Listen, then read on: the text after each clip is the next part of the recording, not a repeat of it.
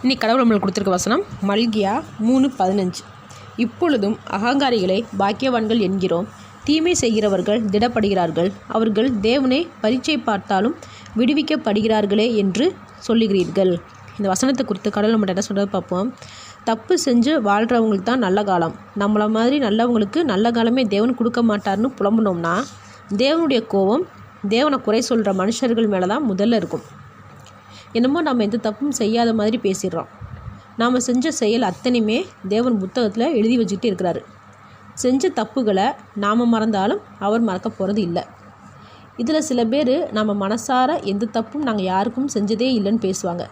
மனதார தப்பு செஞ்சாலும் தெரியாமல் தப்பு செஞ்சாலும் தப்பு தான். நம்ம தெரியாமல் தவறு செய்யும்போது தேவன் அதை தெரியப்படுத்தி நம்மளை திருந்தி நடக்க டைம் கொடுக்குறாரு. அதே போல் தெரிஞ்சே தப்பு செஞ்சாலும் அதையும் திருத்திக்க டைம் கொடுக்குறாரு. அதே போல் தான் மற்றவங்க தப்பு செய்யும் போதும் திருந்த டைம் கொடுக்குறாரு.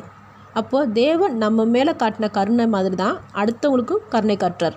இந்த நேரத்தை நம்ம தவறாக பேசக்கூடாது. தேவன் அன்பும் நீதியும் கருணையும் உள்ளவர் அப்படின்றதையும் மறக்கக்கூடாது. ஆமேன்.